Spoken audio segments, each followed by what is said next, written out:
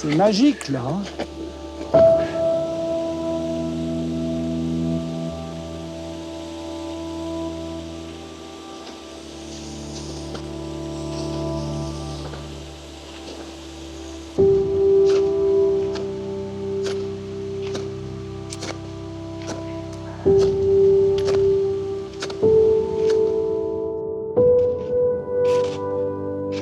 Début septembre 2019, j'ai eu l'occasion de faire une traversée des glaciers de la Vanoise sur 2 jours avec un fidèle client qui connaissait déjà le secteur, mais on a cherché à passer dans des endroits un petit peu plus exotiques, un petit peu moins fréquentés, surtout beaucoup moins fréquentés, parce qu'on n'a rencontré personne pendant 2 jours.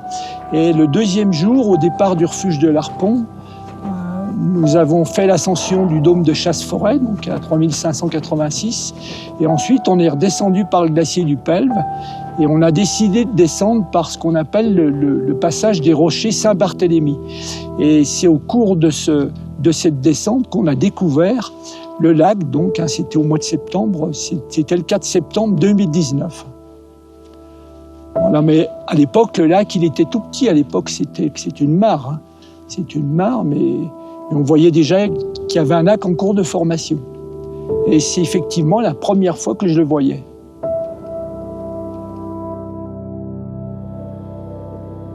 Ça ne m'a pas inquiété, même si on sait que, avec le retrait glaciaire, en fait, on sait qu'aujourd'hui, des lacs, on en a partout, quoi. Mais aujourd'hui, par contre, certains sont dangereux, la preuve. À cette époque-là, moi, je l'ai gardé pour moi. Je l'ai gardé pour moi parce que c'était vraiment les balbutiements. Donc, c'est vrai que c'est seulement 4 ou 5 ans après qu'on a vu que ces lacs grossissaient. Et donc, à partir de là, moi, c'est vrai que j'ai été amené à fournir des photos au RTM.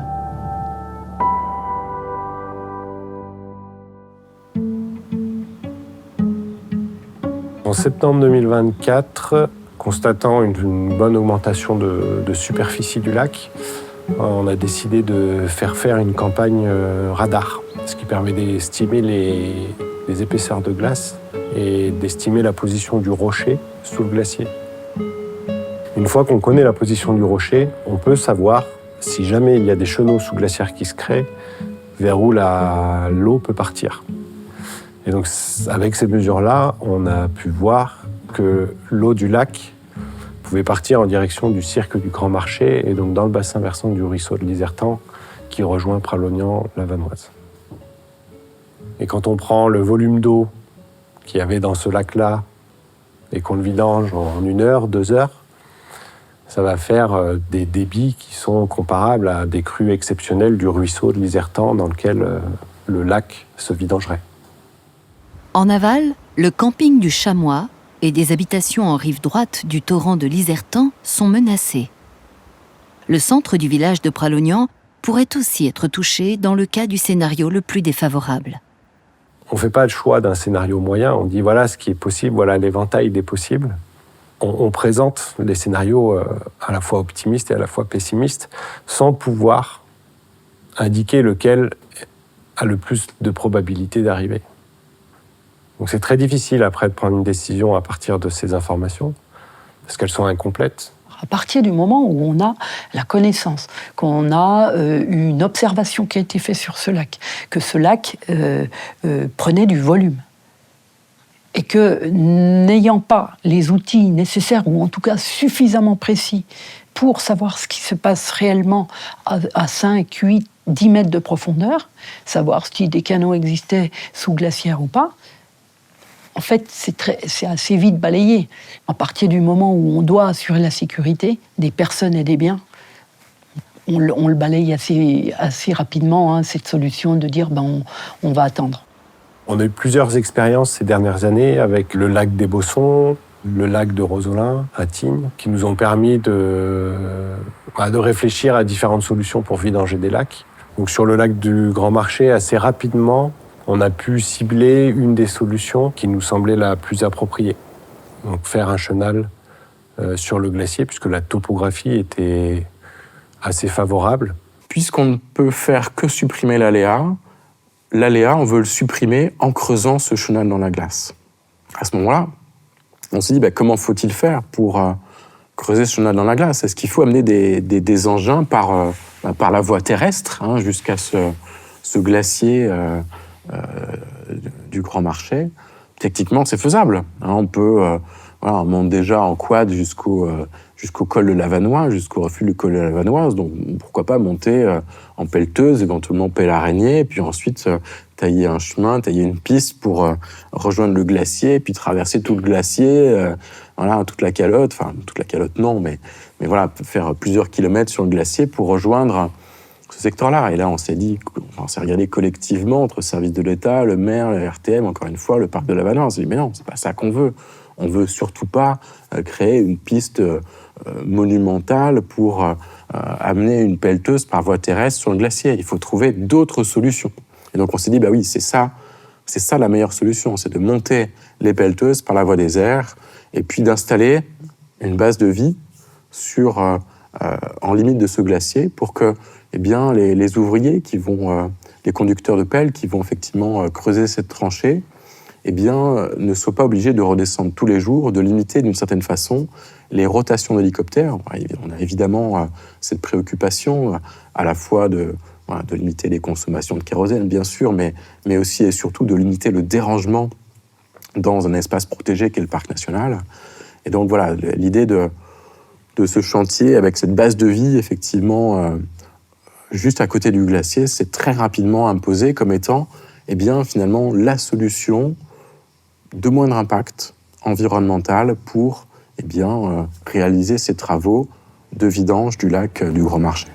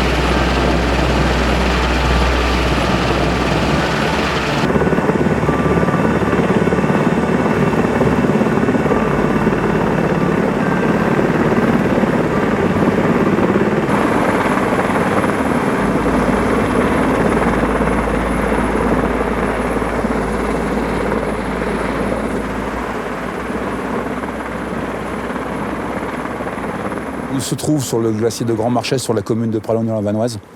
J'ai été missionné par la commune de Pralognan pour organiser tout ce qui est sécurité et la coordination entre toutes les entreprises. Donc ici, on a beaucoup d'entreprises qui viennent intervenir. On a des mécaniciens comme MECATP, on a MTP, on a le SAF, on a Bloujon, on a un guide de haute montagne. Alors aujourd'hui, il n'est pas là, mais on a aussi un guide de haute montagne pour nous aider aussi dans l'environnement. Donc c'est la première journée. C'est une phase de transition où on monte le matériel, où on remonte les engins, parce que les engins ne peuvent pas être montés en une seule pièce, ils sont beaucoup trop lourds pour les hélicoptères.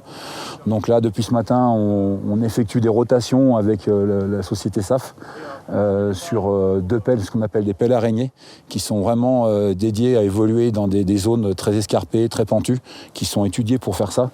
Et là, l'équipe, elle s'affaire à remonter les deux engins correctement.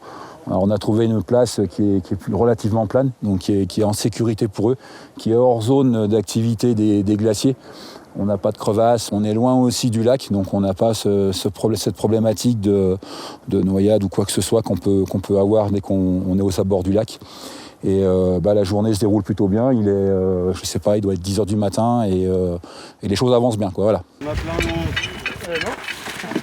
Là, on est à 13 degrés d'atmosphère, là. 13 degrés, ouais, température. Ouais, l'isotherme est à 4000, j'ai regardé, l'isotherme c'est 4000 et quelques. C'est monstrueux, hein. 4002, 4003, donc c'est terrible. Hein. Terrible pour le glacier, mais pas pour le chantier. À l'arrivée des pelles mécaniques, il reste encore près de 2 mètres de neige dans la zone. Les fortes chaleurs de fin juin et début juillet vont faire fondre cette neige rapidement et faciliter ainsi l'installation de la base vie et le début des terrassements.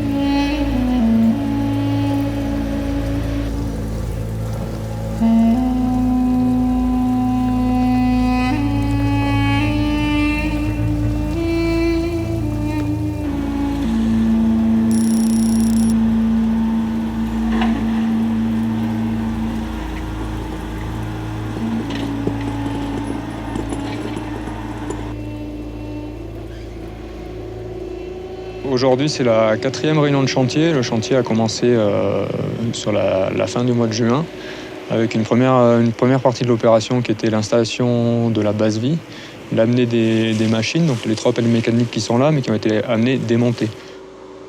Quand ils sont arrivés avec les pelles, il y avait encore beaucoup de neige, on était à 2 mètres de neige encore sur de la glace. Le temps de les installer, la neige a fondu, on avait quand même des bonnes températures. Et les premiers travaux de terrassement ont consisté à déneiger l'emprise des terrassements pour ensuite attaquer la glace. Et à ce moment-là, il restait une 50 cm de neige à terrasser. Et donc depuis à peu près la fin de la dernière réunion et jusqu'à aujourd'hui, comme on voit derrière moi, le terrassement de la glace a commencé. Et là, on attaque vraiment le gros du chantier, terrasser le chenal dans la glace. Évidemment, il y a du volume à terrasser, il y a une longueur, il y a entre 110 et 120 mètres à terrasser. Ça représente beaucoup d'heures de pelle araignée, avec 3 pelles araignées, et donc ça va durer au moins 2-3 semaines.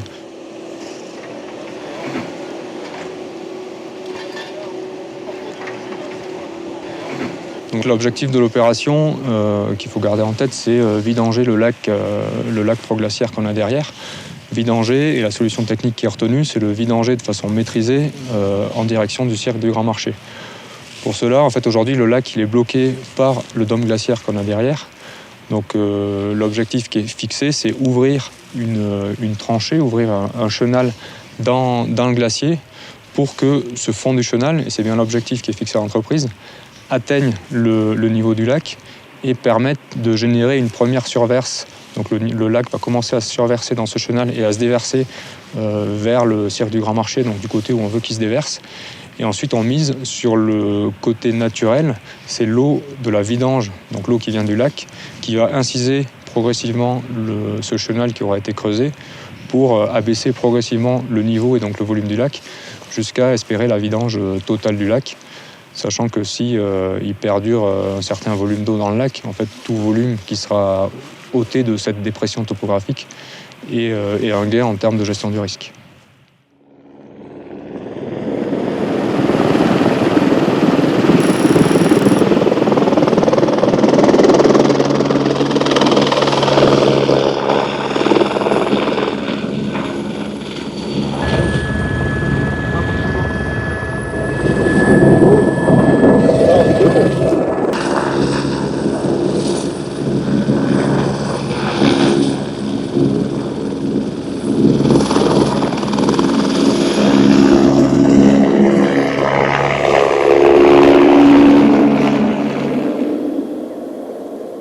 Le chantier, il avance très bien. Je pense qu'on n'est pas loin du milieu du gué vis-à-vis du chenal. En fait, c'est toute la partie haute, la plus large qui a été faite. Donc la suite du chantier, ils vont commencer à creuser moins large et à continuer à approfondir. Là, il y a déjà 5 mètres de hauteur de glace qui a été creusée d'un côté. Au plus profond, il y a un peu plus de 10 mètres de hauteur de glace à creuser. Ça fait un dôme, donc les 10 mètres, c'est au niveau du maximum du dôme de glace. Et puis après, on rejoint les bords où il y a 0 mètre à creuser. Donc maintenant, il reste à creuser un peu plus profond, plus étroit et plus long. Donc pour l'instant, ça suit le rythme qui avait été estimé au départ. Et on est plutôt confiant pour pouvoir faire une mise en eau du chenal début août.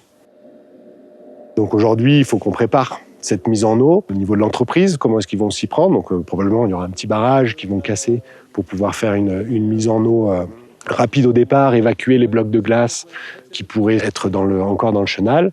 Et à la fois, il faut qu'on se prépare en bas, à être vigilant à ce qui peut se passer. Parce que ce qu'on ne maîtrise pas vraiment, c'est la vitesse avec laquelle le chenal va s'assiser et donc les débits qui vont sortir du lac. Donc plus ça va être rapide et plus les débits peuvent être importants. S'ils sont trop importants, on peut avoir des soucis en bas au niveau des enjeux. Donc nous, il faut qu'on se prépare à être vigilant et à réglementer peut-être un peu les accès durant ces premières journées de mise en eau. 12 postes de vigie seront ainsi mis en place pour surveiller le ruisseau de l'Isertan et le village de Pralognan le jour de la mise en eau. Mais en attendant, il faut encore creuser la glace et espérer que les conditions météorologiques ne se dégradent pas. Car tous les calculs montrent que l'incision du chenal devrait plutôt être lente et durer plusieurs jours, voire plusieurs semaines. Pour qu'elle ait le plus de chances de fonctionner, il faut donc qu'il fasse beau et chaud.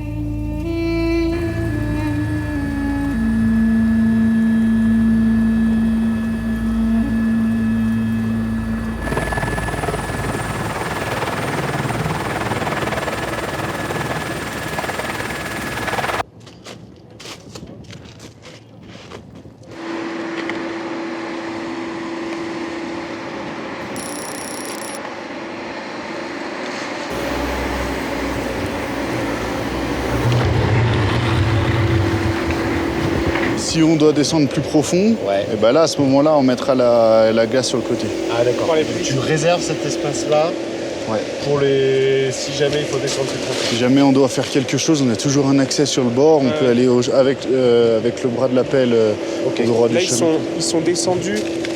Le front là qu'on voit au bout là, ils vont pas aller plus loin, c'est ça? On va voir, on va aller regarder. 2 mètres quoi.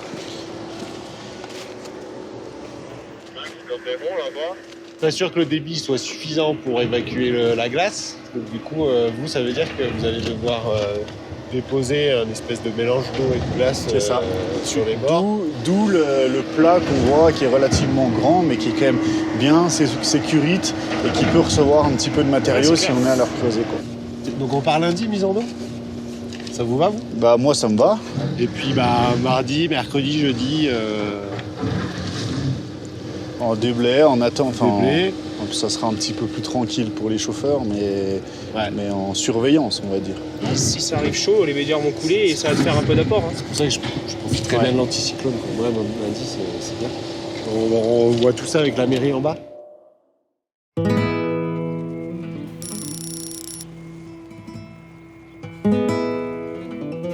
Donc au niveau de la vigie numéro 1, c'est là où il y a le lac à peu près. Donc ici, ils vont commencer normalement à ouvrir le chenal de glace entre 11h et midi. Alors vous avez tous des rôles un petit peu différents. Donc ceux qui sont éloignés du torrent, l'idée c'est plutôt juste d'interdire les gens d'aller vers le cirque du Grand Marché. Et après, il y a des points qui sont un petit peu plus proches du cours d'eau. Donc il y a la 4 et la 5 et 6, c'est Justin qui va regarder. Parce que c'est des points qui peuvent, si jamais il y a vraiment beaucoup de débit, c'est des points où ça peut déborder. Enfin, surtout en amont du camping.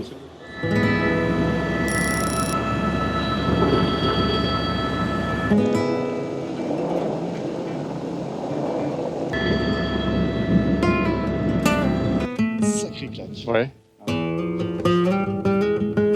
il y a encore un peu de glace. Elle était déjà décrochée comme ça, la glace?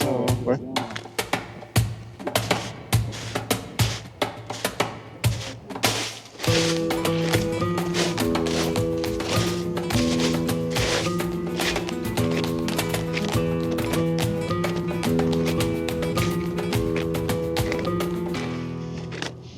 Donc là, en fait, on se trouve sur l'entrée du chenal qui a été creusé sur le glacier. au niveau d'un bouchon ou d'un barrage de glace en fait, qu'on a maintenu, qui permettait jusqu'à présent de travailler à sec, en fait, de pouvoir terrasser dans la glace sans qu'il y ait d'eau. Et l'idée aujourd'hui, donc on arrive sur la dernière étape du chantier, c'est de venir terrasser ce barrage de glace pour mettre en eau progressivement le chenal. Donc c'est une étape qui est prévue là en fin de matinée. Alors c'est une étape qui n'est pas forcément plus compliquée que le reste du chantier, puisque on voit qu'il y a eu des zones qui ont été terrassées beaucoup plus profondes. Enfin, la partie, par exemple, au milieu du chenal, on avait une dizaine de mètres de profondeur à creuser. Là, on voit que finalement, il nous reste 4-5 mètres à creuser. Bon, avec la difficulté de quand même l'approche de la berge du lac. Après, voilà, c'est plus une étape qu'on attend depuis le début, puisque c'est à partir de là qu'on va savoir si la mise en eau du chenal va permettre qu'il y ait un creusement qui se fasse naturellement avec l'eau qui va rentrer dans le chenal, quoi.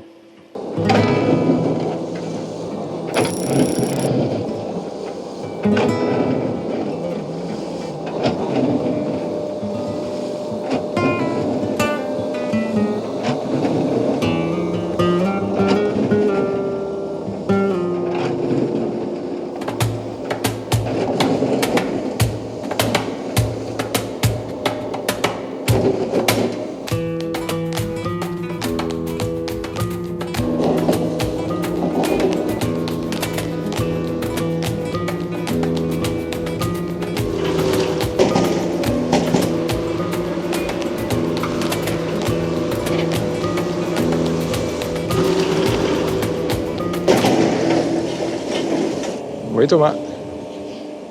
Ouais, j'allais taper justement. Bon. Ouais, j'ai eu ton SMS pour dire que tout le monde était en place. T'as fait le tour du coup des vigies, c'est bon? Ok, bah pour nous c'est prêt. On a pris un repère au niveau du lac là, pour essayer de suivre un petit peu l'abaissement. Et là au niveau du barrage, il reste à mettre un coup de pelle pour commencer à mettre en eau. Voilà.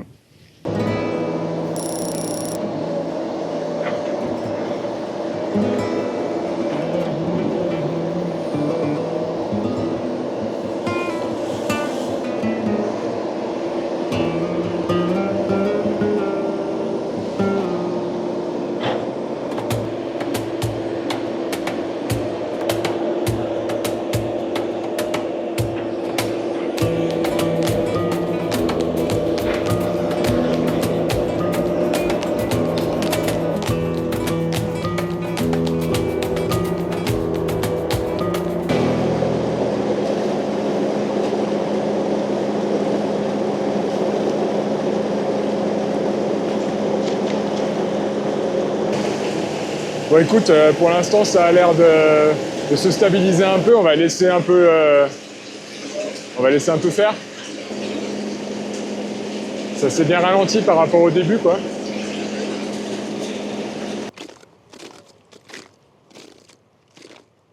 Là en fait on a mis en place un petit repère visuel au bord du lac pour identifier le niveau avant la mise en eau et commencer à suivre dans la journée si on a un abaissement et le quantifier. Ça reste une mesure un petit peu sommaire, puisque en fait la mesure qu'on aura précisément, c'est au niveau du piézomètre qui a été installé au milieu du lac, donc qui mesure vraiment la hauteur d'eau en continu. Donc voilà, là on vient de faire la mise en eau. Alors il y a eu au début pas mal d'écoulements dans le chenal, puisqu'on avait une différence de niveau, et donc c'est normal, il y a eu un engouffrement de l'eau dans le chenal. Et là ça s'est un petit peu ralenti, donc voilà, pour l'instant on est en phase d'observation, voir comment ça va évoluer. Pour le moment, le niveau du lac n'a pas baissé. Entre le moment où on avait mis le repère et là, on n'a pas d'évolution. Je pense que c'est aussi lié peut-être aux fluctuations d'eau qu'on a aussi dans la journée avec la fonte qu'on a au niveau du glacier, parce que là, on est sur une journée où, heureusement, on a pas mal d'écoulements.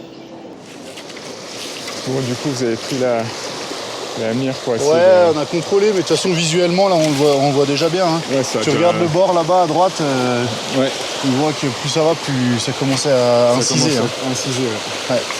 Oui, il y a un bloc qui est apparu là, un bloc de glace. Là, le chenal avec la vitesse, il a peut-être bien baissé de 20 cm. Là, Après, c'est plus à la sortie là-bas qu'il faudrait pouvoir voir, mais à mon avis, ça n'a pas creusé autant. Après cette première phase de mise en eau, aucun emballement du débit dans le chenal n'est constaté. Mais aucune baisse du niveau du lac non plus, malgré l'incision du chenal qui a débuté. 1 heure après, il est décidé de recreuser la glace à l'entrée du chenal de 30 cm environ pour augmenter le débit et favoriser l'incision.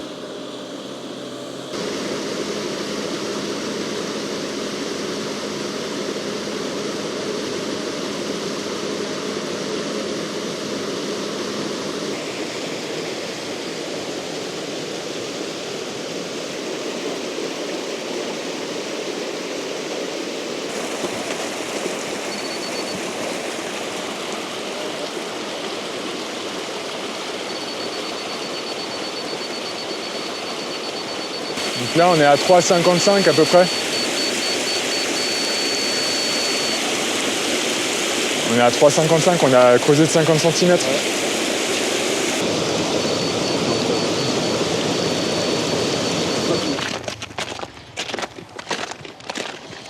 Ah ouais. Ça fait une cascade là-bas.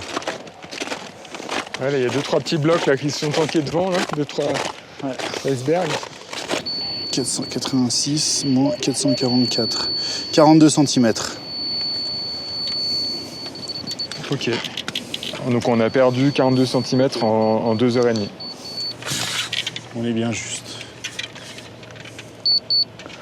Ok. On va se laisser ça par là. Donc là, ça ferait du 0,67 m3, 0,68 m3 seconde. 680 litres. En gros, on était au début, c'était plutôt 0,4 m3, après 0,58, 0,68, donc ça aurait tendance plutôt à augmenter, quoi. Ouais. Pour le moment. Là, on n'avait pas touché. Hein. Dès cette mesure-là à cette mesure-là. Non. On a touché, la dernière fois qu'on a touché avec la pelle, c'était à midi. En tout cas, ce qu'il y a de sûr, c'est que au début, on était plutôt à 0,58 m3 et là, plutôt à 0,68. Dans le chenal, les débits vont continuer d'augmenter progressivement tout au long de l'après-midi, sans qu'aucun emballement ne soit finalement constaté. Vers 17 h, le niveau du lac avait déjà baissé de plus d'1 mètre. L'entrée du chenal a continué de se creuser progressivement, tandis qu'à l'aval, les écoulements sont restés diffus sur le glacier. Dans le cirque du Grand Marchais et sur la commune de Pralognan, l'augmentation du débit du ruisseau de l'Isertan est restée modérée, sans aucun débordement constaté. Restait donc à savoir si le lac allait continuer de se vider les jours suivants.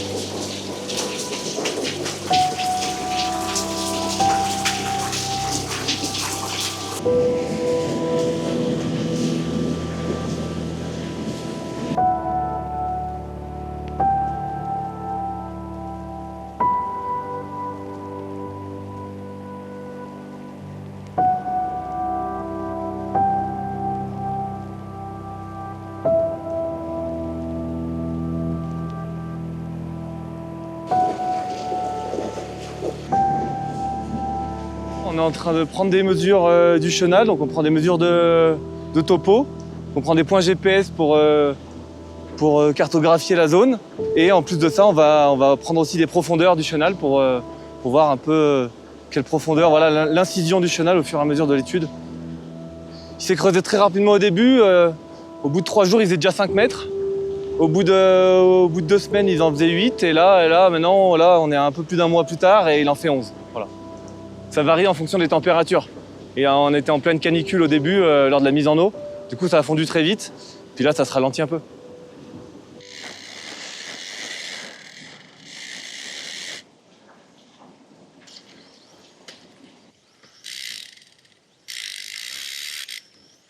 « 10,65 m. On a 5 cm de plus que la station d'avant. Donc on va voir l'évolution tout au long.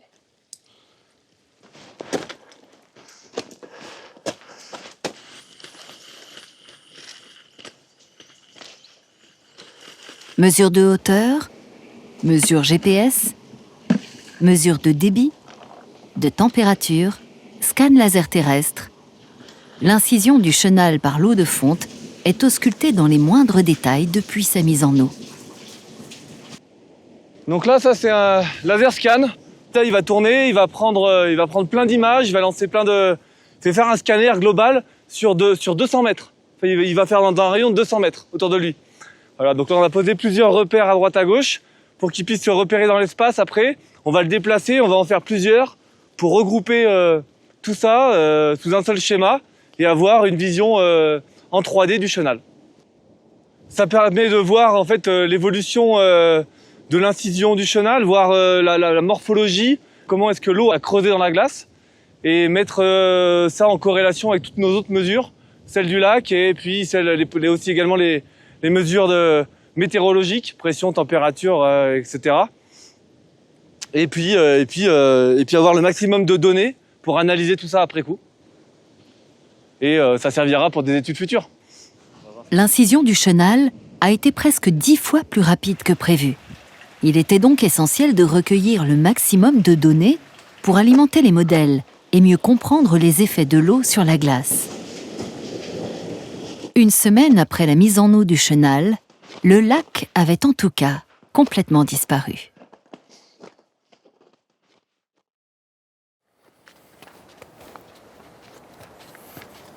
C'est vrai que c'est toujours étonnant de voir des pelles araignées travailler sur un glacier, mais bon, après, voilà, il y avait un enjeu de sécurisation de la population, donc voilà, on l'accepte. Comme le chantier se trouve en cœur de parc, déjà, il fallait qu'il y ait une autorisation pour le faire. Donc c'est dans ce cadre-là qu'on a donné des préconisations pour que le chantier se déroule au mieux et ait le moins d'impact possible sur l'environnement.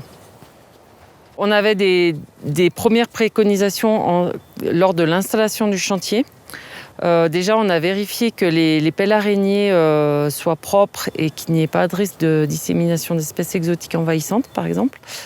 Lorsqu'elles ont été montées en haut aussi, on a prévu des kits anti-pollution pour que voilà, qu'il y ait le moins de risque possible qu'il y ait une pollution de l'eau. C'était quand même, quand on amène ce genre de machine sur un glacier, c'était ça l'enjeu. Et puis ensuite, donc là où il y avait des mobilhomes, et donc on a prévu comment les ancrer pour que, en fait, à la fin du chantier, on enlève tout ça et qu'il n'y ait plus de traces humaines, ça redevienne naturel. Et ensuite, lors de la phase chantier, il y avait aussi un enjeu sur l'apport du gasoil, donc qui était dans des cuves qui étaient remplies en bas, montées par héliportage, et c'était des cuves neuves avec double paroi. Il y avait quand même des kits anti-pollution prévus au cas où, et des préconisations pour le remplissage des machines. Voilà, et puis après des préconisations plus basiques sur la gestion des déchets et l'interdiction de faire du feu, voilà, par exemple. C'est vrai que l'entreprise a vraiment respecté les préconisations à la lettre. On avait régulièrement des visites de chantier pour aller vérifier tout ça. Il n'y a pas eu de problème, ça s'est globalement très bien passé. Bien sûr, il y a la tranchée, le canal qui a évacué l'eau, mais mis à part ça, on ne voit pas de traces humaines.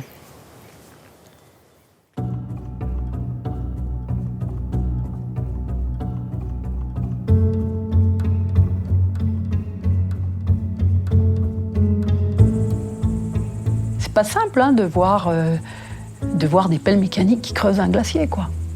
C'est dur, hein. Moi je sais que c'est pas... Franchement, C'est vraiment pas simple de voir l'évolution et de se dire, malgré tout, aujourd'hui, on est confronté à ces nouveaux enjeux, à ces nouveaux sujets qu'on ne connaissait pas.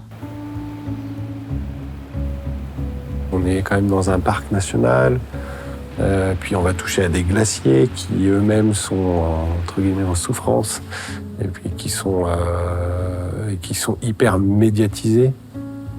On a envie que ce soit un sujet maîtrisé, c'est sensible en fait. Oui, il y a une symbolique portée par la commune de Pralognan-la-Vanoise par rapport au parc national et puis par rapport à cette calotte glaciaire. Je pense que c'est effectivement ça qui a pu assez légitimement interroger. Et forcément que quand on n'a pas été associé au processus de décision, on se dit mais est-ce qu'il n'y avait vraiment pas d'autre solution? Est-ce qu'on ne pouvait pas accepter le risque pour la population? Est-ce qu'on ne pouvait pas trouver une solution un peu innovante, un peu magique pour réduire le problème là-haut? Par contre, quand on est dans aux manettes pour regarder tout ça, encore une fois, je pense qu'on est évidemment sur la solution, la meilleure solution technique et la solution de mon impact environnemental.